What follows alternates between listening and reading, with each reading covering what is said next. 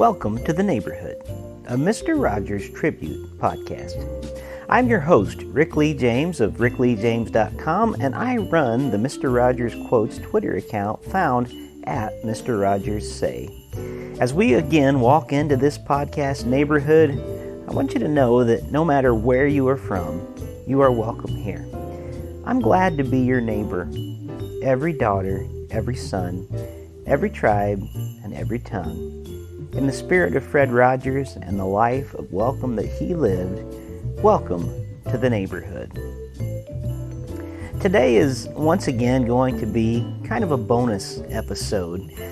This week something happened to me that is not usual. I actually had a minor surgery on my arm, and so I'm kind of at home resting and recuperating and looking for something to do that wouldn't be incredibly high impact or difficult. And something that I've been toying with for a while now, just as sort of a bonus episode for this podcast, is maybe just to use some of Fred Rogers' quotes. After all, this podcast was inspired from the at Mr. Rogers Say Twitter account. So I thought today what I'd do while I'm sitting here in the comfort of my home, recuperating from surgery, is just to share with you some of my favorite Fred Rogers quotes that I've compiled. It's really going to be as simple as that. One thing that I love about Fred Rogers is the way that when he would communicate on the television set, he had it in his mind that he was communicating with one person. Now, he knew that many of us were watching and listening to that show, but in his mind, the way that helped him was to focus in like he had one person that he was speaking to. And the way that he would draw you in was not only just through talking, but also through silence. And there's something beautiful and maybe even genius about his communicating style, because he gave you this sense not only that you were being talked to, but that you were also being listened to as well. And I think part of the reason that happened was because that Fred Rogers had a way of making you listen to your true self. That in a way, as he was speaking and reminding you that you were special just the way that you are, that he was helping you to be able to listen really, truly to your deepest inner self. So I'm not going to claim that I am even anywhere close to the communicator that Fred Rogers was. But I hope what we can do through this podcast today, as I just simply share some very meaningful quotes from Fred Rogers, things that I've just compiled and I literally have sitting on my iPad, just where I can look at them from time to time.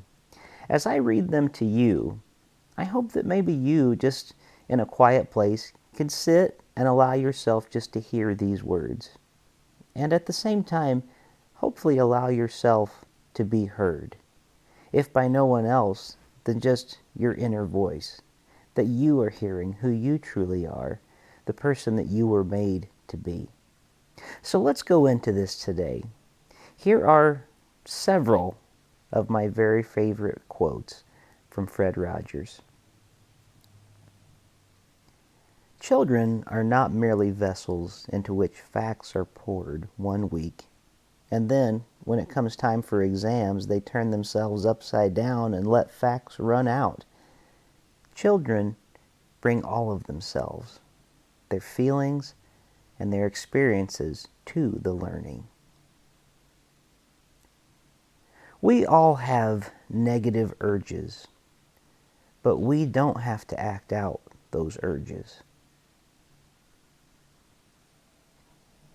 Sometimes people are good, and good people sometimes do bad things. Are songs that I will sing to let children know that everyone does things that are naughty once in a while, but that doing something bad doesn't make you a bad person. Please think of the children first. If you ever have anything to do with their entertainment, their food, their toys, their custody, their child care, their health care, their education, listen to the children. Learn about them. Learn from them. Think of the children first. There's no should or should not when it comes to having feelings. They're part of who we are, and their origins are beyond our control. When we can believe that, we may find it easier to make constructive choices about what to do with those feelings. Many children have imaginary friends. I think that's because when a young child wishes for something that he or she doesn't have, that child will often create it by imagining it. That's a normal part of childhood. There are all kinds of artists in the world. If people can combine the talent that they have inside of them with the hard work that it takes to develop it, they can become a true artist of some kind. Caring comes from the Gothic word cara, which means to lament. So caring is not what a powerful person gives to a weaker one. Caring is a matter of being there, lamenting right along with the one who laments. Anger makes us feel so isolated. I really think that everybody, every day, should be able to feel some success. In the disappointment of a defeat, a child may seem to find little comfort in our saying, "But you really tried hard and I'm proud of you." It takes time to get over a disappointment. For those children who have learned to feel valued and loved by the people they love, these disappointments do pass. It's the children who are less fortunate, those who feel they have to bank everything on their performance, who come to believe that losing in a competition means being one of life's unloved losers. It's tempting to think a little isn't significant and that only a lot matters. But most things that are important in life start very small and change very slowly, and they don't come with fanfare and bright lights. To me, what makes someone successful is managing a healthy combination of wishing and doing. Wishing doesn't make anything happen, but it certainly can be the start of some important happenings. I realize that it isn't very fashionable to talk about some things as being holy. Nevertheless, if we ever want to rid ourselves of personal and corporate emptiness, brokenness, loneliness, and fear, we will have to allow ourselves room for that which we cannot see, hear, touch, or control. Confronting our feelings and giving them appropriate expression always takes strength, not weakness. It takes strength to acknowledge our anger, and sometimes more strength yet to curb the aggressive urges anger may bring and to channel them into non-violent outlets. It takes strength to face our sadness and to grieve and to let our grief and anger flow in tears when they need to. It takes strength to talk about our feelings and to reach out for help and comfort when we need it. From the time you were very little, you've had people who have smiled you into smiling, people who have talked you into talking, sung you into singing, loved you into loving. Let's take some time to think of those extra special people.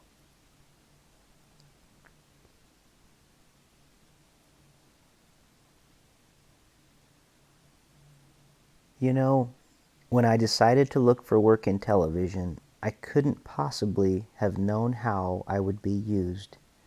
I've simply tried to be open to the possibilities God has made available to me.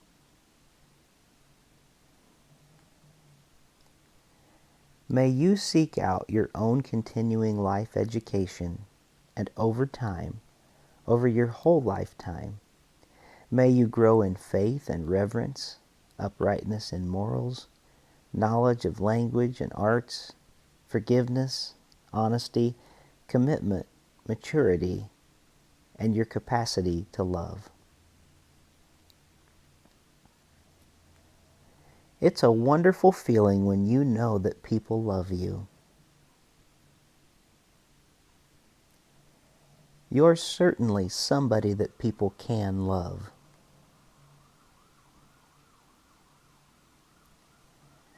The big thing about God is God's faithfulness, not giving up on those with whom God has made covenant, not even giving up on them as they torture and kill each other. By the way, in that quote, Rogers was reflecting on the Holocaust when he emailed those words to writer Tom Juneau. I'm wary of people who insist on trying to make other people feel bad about themselves. The more I look around me and within me, the more I notice that those who feel best about themselves have the greatest capacity to feel good about others. You know, you can always help to make each day a special day by just your being yourself.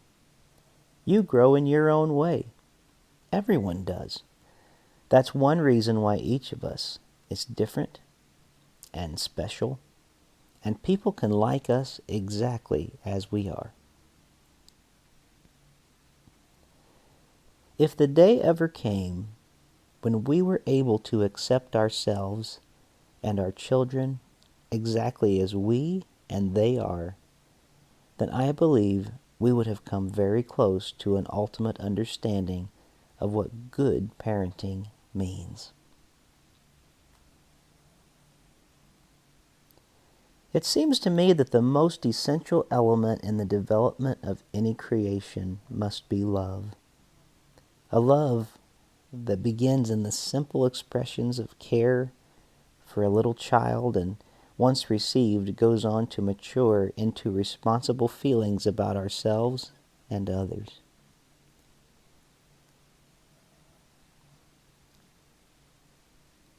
I usually say at the end of each Mr. Rogers' Neighborhood program, "You've made this day a special day by just your being you. There's only one person in the whole world like you, and people can like you just because you're you." That's meant for children to hear, but it's meant for parents too. When I was very young, most of my childhood heroes wore capes, flew through the air, or picked up buildings with one arm. They were spectacular and got a lot of attention. But as I grew, my heroes changed, so that now I can honestly say that anyone who does anything to help a child is a hero to me. Where there is pain or sorrow in our children's lives, as there is bound to be, there is often no way we can make it go away. Often our quiet availability is just what children need, far more than they need coaxes or cajoling or threats or punishments. Our reassuring presence may be enough to help them find inner resources of their own. It's the people who feel strong and good about themselves who are best able to accept outside difference, their own and others. Being kind means responding to the needs of others, and people can be kind no matter how old or young we are. All we're ever asked to do in this life is to treat our neighbor, especially our neighbor who is in need, exactly as we would hope to be treated ourselves. That's our ultimate responsibility. Sometime in your day-to-day, try to turn off all the noises you can around you and give yourself some quiet time. In the silence, let yourself think about something, or if possible, think about nothing.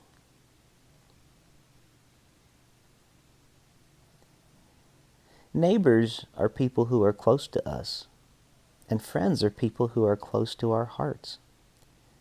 I like to think of you as my neighbor and my friend. Love is at the root of everything. All learning, all parenting, all relationships, love or the lack of it. The most important learning is the ability to accept and expect mistakes and deal with the disappointments that they bring. I have tried to encourage children to love and care for themselves and to love the parents who care for them. That's the way true neighborliness grows, loving others as we first loved ourselves.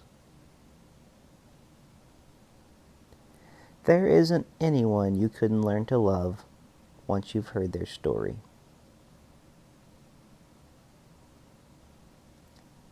Children have very strong feelings. Children love intensely, and they get angry just as intensely. They can be so happy that they laugh out loud, and they can be so sad that they feel their hearts are breaking. And often the way children look at others depends a lot on how they feel within themselves.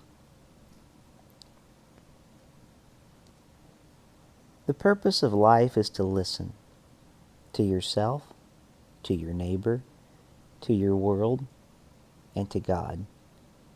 And when the time comes, to respond in as helpful a way as you can find, from within and without.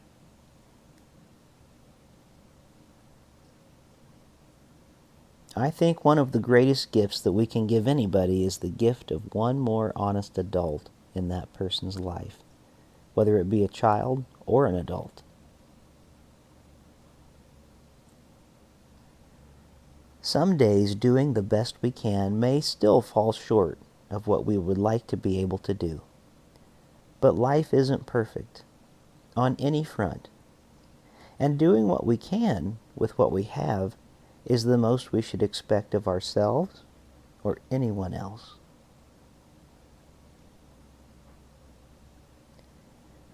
Imagine what our real neighborhoods would be like if each of us offered, as a matter of course, just one kind word to another person. There is no person in this whole world who is a mistake, no matter how different that person may seem.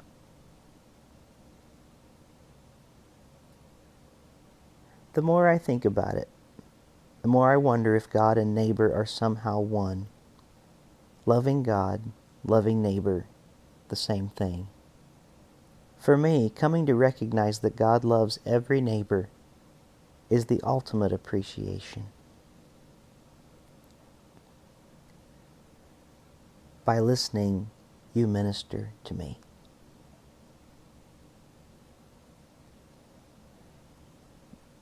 Do you get enough quiet?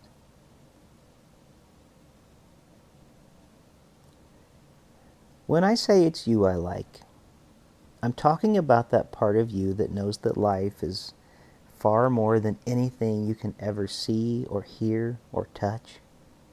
That deep part of you that allows you to stand for those things without which humankind cannot survive. Love that conquers hate.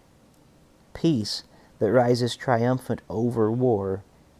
And justice that proves more powerful than greed. Well, friends, I think I'm going to leave it there. for today. I hope you have enjoyed these quotes from Fred Rogers. I'll be honest, while I've been sitting here reading them again to you, it's been good for my own heart. Maybe even good for my healing process.